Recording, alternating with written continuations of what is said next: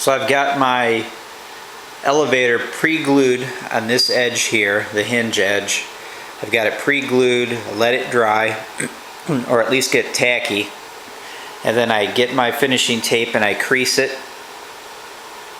And then I take that and I lay it on the elevator, still folded, and with the glue being tacky, it stays up here by itself pretty well.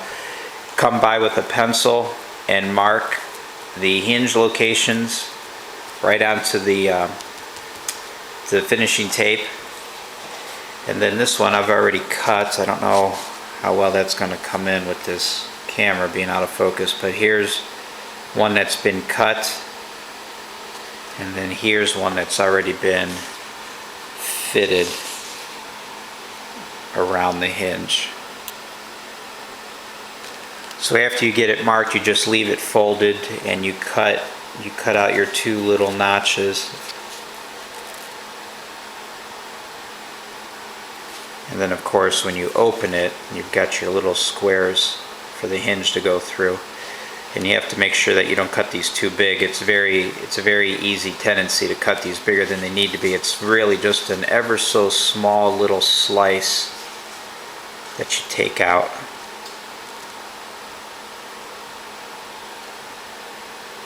Alright, so I'm going to finish cutting this and fitting it, and then I'll glue it in. So the finishing tape has now been cut for the hinges. It's in place over the dried glue layer that I had put on, and I've run across it with an iron, again just across the top here, and as I go I hold the loose ends down so they don't get shrunk. So I just heat this up a little bit, smooth it out, and set it down into the glue along its length. And now I'll come back as with the other finishing tapes and pre-glue underneath here, and while the glue's still wet, I'll glue down through the fabric so that it will lay down flat like this. So I'll do that now, and then after that's dry, we'll come back and hit the whole thing with an iron, trim off the excess, iron down the ends, and that will be it for this length of tape. So here is the elevator pretty much finished. I put the last couple of finishing tapes along the edges. These were done the same way that I had done the other trim pieces. Put on a layer of glue, let it dry, put the trim tape on, center it, iron it down to hold it in place, and then glue up underneath the loose flap, fold it over, glue on top, wipe it down, wipe the glue through the fabric, just like I had done the other pieces. So this elevator is finished. I have to make a little patch to go around the horn to seal that up a little bit tighter around the horn. But this elevator is finished and fully trimmed, stitched, and all that good stuff. So I'm going to move on to the patch, or both patches, and this will be finished and pretty much ready for paint once I get it cleaned. Again, you see areas possibly like this that looks like a bubble. That was a bubble at one point, but once I ironed it with the iron and shrunk it a little bit, it's laying really flat. You can't even feel that now. So these different areas that look a little rough are actually not. It's just a different color, the different colors in the glue underneath the fabric, but this is all flat. Alright, moving on. Here is basically how I make my patches. Of course, as always, I start off with a template. This is that, oh, I don't know, I keep forgetting what these are called, the poster board type of white cardboard. And the way that I arrived at this shape was simple. I wanted something somewhat aerodynamic looking, just in case you see it underneath the paint. And it had to be big enough for the horn to come out through it, but still have enough surface area for glue. So the horn on the rudder is the biggest horn. I believe. So I just patterned this off of that to make sure it was big enough, and then I just used this same pattern for all the other horns since they're smaller than the rudder. So once you have your pattern made, sorry, I've got a little bit of a cold I'm fighting. Once you have your pattern made, it can be any shape, any size. Scrap piece of fabric, lay it down, trace it out, and once you trace it, then you go ahead and cut it using the pinking shears. What I had chosen to do was, rather than cut on the line, I cut outside the line. So the pinking shears, the tooth, if you will, pattern, the tooth pattern was just on the outside of that line. It just gave me, it was easier to cut that way because you could see the line as you cut, and it makes this patch just ever so slightly bigger. It gives you more glue surface area. So pattern, trace, fabric, cut. What I do next is slide a piece of cardboard or plywood underneath, and I will take my straight edge and lay it end to end on the fabric down the center, and then I'll use a hobby knife, and I'll just once I get this laid out center to center, I'll just come down and slit it. Make the slit a little bit small because you pre-fit this over the horn, and if it doesn't lay down all the way, because the horn tapers as you go down, the horn gets wider and wider. So cut this small, put it on, fit it, slit it some more, either this end or that end or both ends, and keep fitting it till you get it to lay down right with a pretty good fit, and then go ahead and glue it down. So that's what I'm doing now for this last elevator. I'll make these couple patches, put them on, get them glued, and then come back. So here's the patch on the elevator. I just slid it, put it on, and glued it down, and they work pretty good. You can see how I have it riding up the edge of the horn itself a little bit, and that's actually glued to the horn somewhat. I don't know how long that will stay attached like that, you know, once you get it on the plane and get it flying. But these are just freshly glued. You can probably see some of the glue looks wet still. When this is nice and dry, I'll come back with the iron like I always do and iron down the edges a little bit.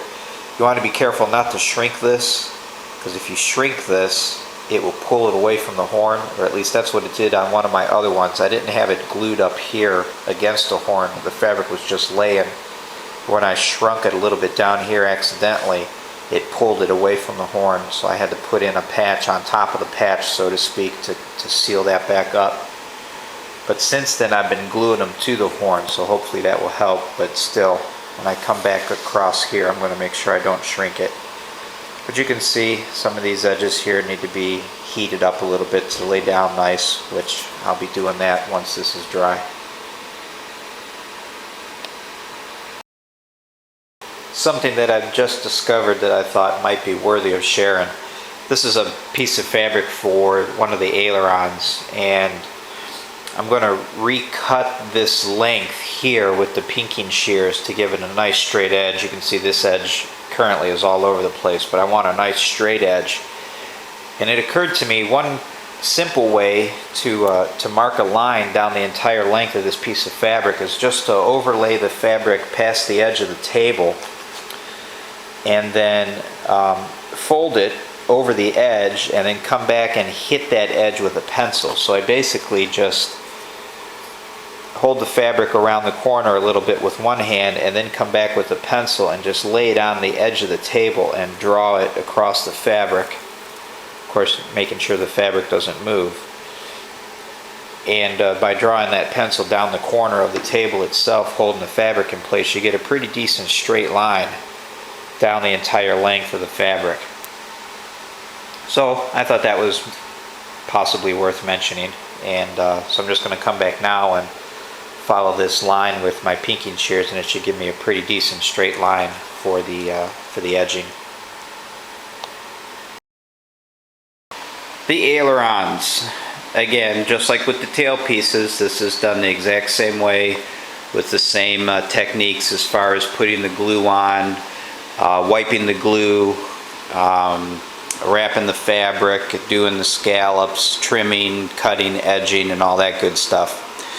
The one thing that I've decided to do with this particular piece, I did the bottom side first, which is this surface here, and I brought the fabric over all the way around this edge to here and then cut it.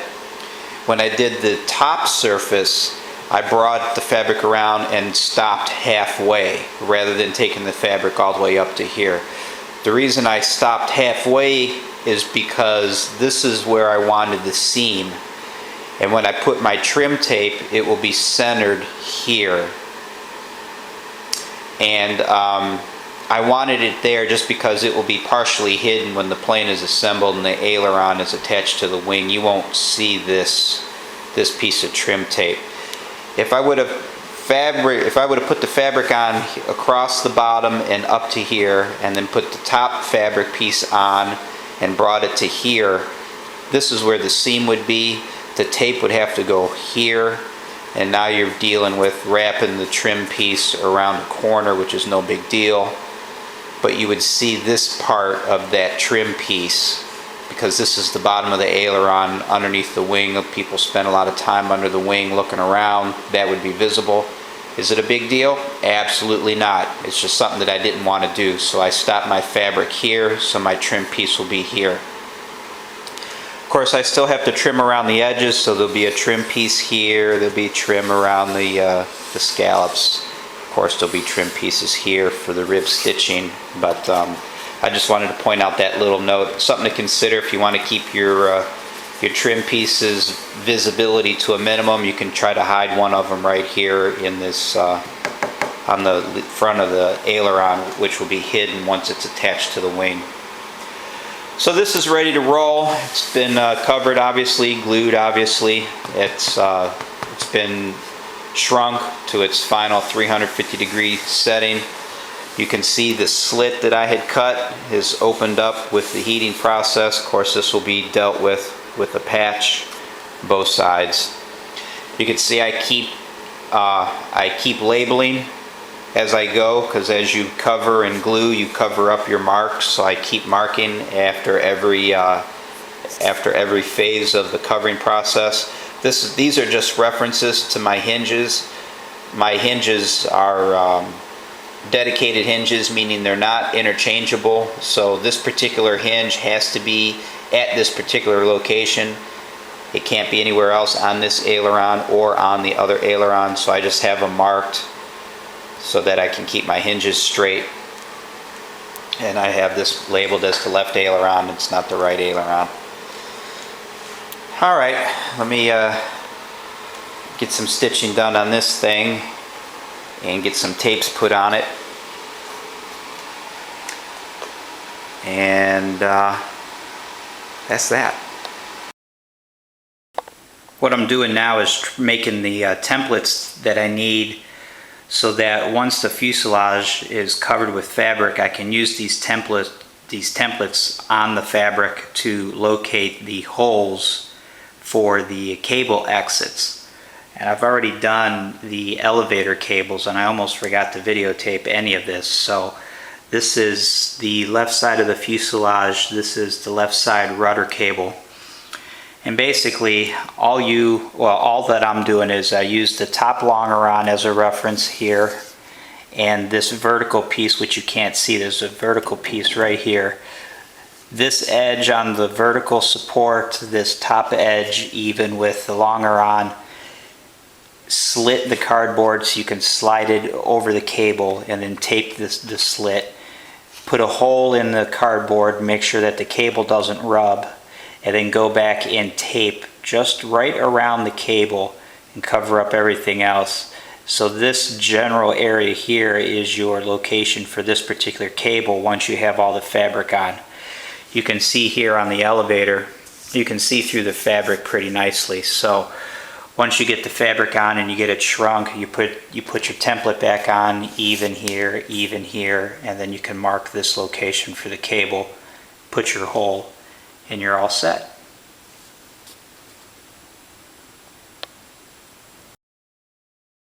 I'm getting close to covering the fuselage, so I thought maybe I should film a little bit on my trim system.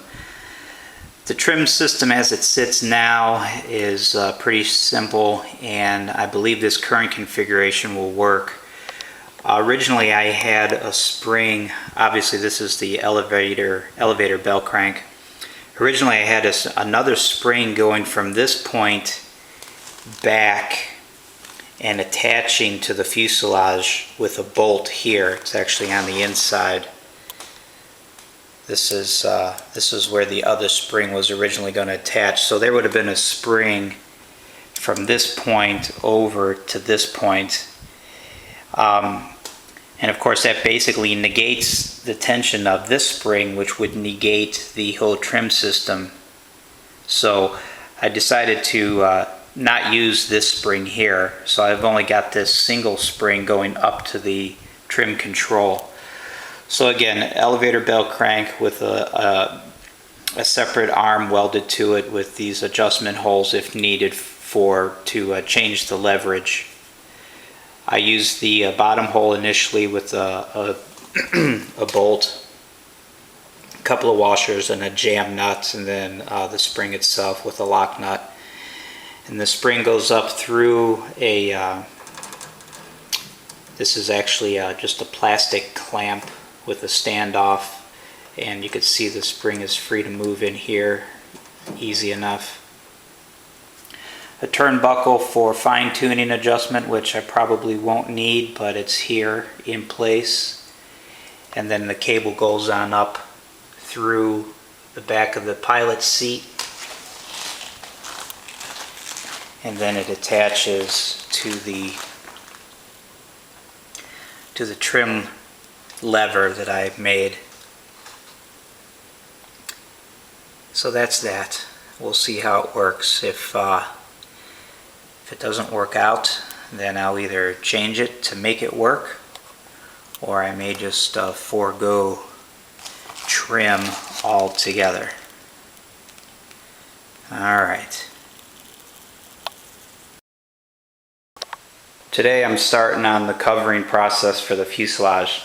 Just wanted to cover a couple of things first on video before I get started, because you know how that usually goes. Once I get cracking on something, the video is always an afterthought. So I'm gonna the way that I'm going to cover my fuselage is a little bit different. I personally like the look of a square fuselage with the flat sides, relatively flat bottom.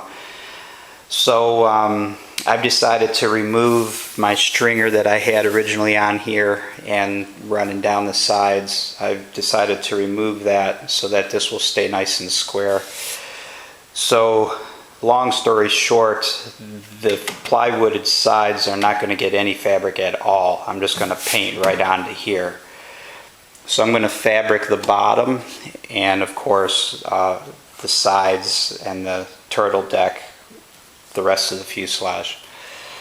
Doing it that way, there's a few issues I need to figure out, such as the landing gear fittings. You know, there's going to be fabric here but no fabric here, and of course this should be painted before the landing gear fitting goes on, but the way that the landing gear fitting is made with that welded strap, it almost needs to go on before this piece of fabric, la-di-dee, la-di-da. So anyway, I'm just going to kind of work my way through it. I've decided to put this piece of fabric on first and then paint the side and then put the fitting on, and then if I have to I can put another piece of fabric over it, or I may just leave it exposed. I don't know, but as with anything else, depending on how you do things and the order that you do them, it may present other little issues that you have to deal with along the way. But anyway, that's how I'm doing mine. This will be non-covered painted, the bottom will be covered, and then the rest of the fuselage will be covered like normal. So obviously I've got the fuselage upside down. I've got my brake cables and hardware in place. I've got my straps in place, and I put a little bit of epoxy underneath each end just to hold this from sliding this way once the fabric is on and I start turning the fuselage around, I don't want this to slide out of position because I need to get to these, I need to have these holes lined up here for the bolts. So I just, a little bit of epoxy takes care of that. Underneath for support, you can see I've got the instrument cowlings in place, so to keep them off of the floor, I've got a crate and a piece of wood with some rags to protect the longerons, and then as a backup I've got a couple of 2x4s under the wood itself just to take some of the stress off of the crate, and I've got another crate back there under the tail. So this is pretty solid, supported off the ground, and it's a good work height. The high point of the fuselage here comes to about my belly button, so it's a good working height. So that's where I'm going to start. Again, there's some other things that I need to deal with, but I'm going to deal with them as the fabric gets put on, such as this area here. This sits up higher than my stringers, which I had planned.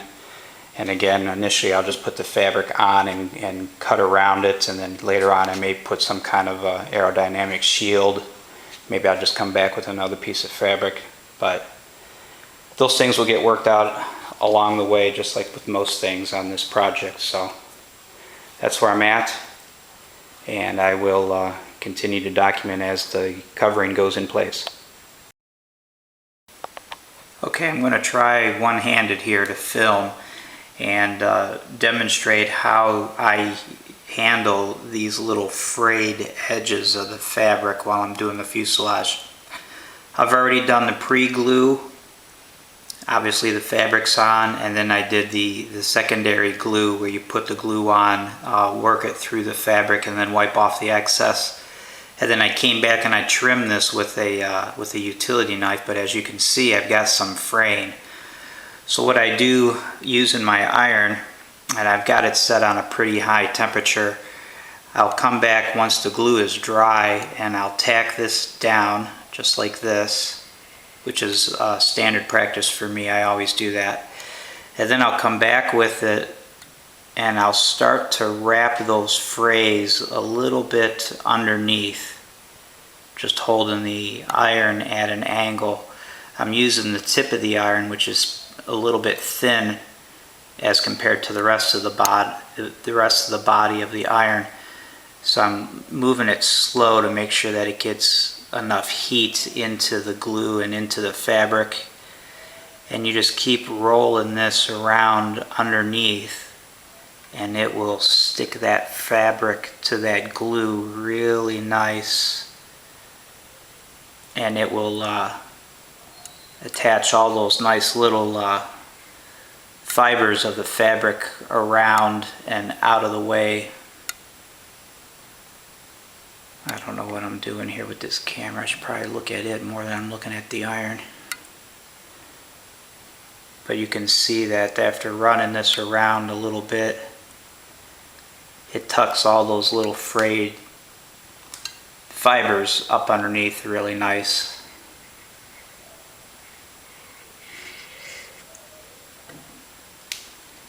Just like that. And I do that around the whole fuselage just to make sure that everything is sealed and tight and ready for the second lay of fabric. When the other fabric comes up here and gets wrapped around this, you don't want these little frayed parts getting in between them. Alright,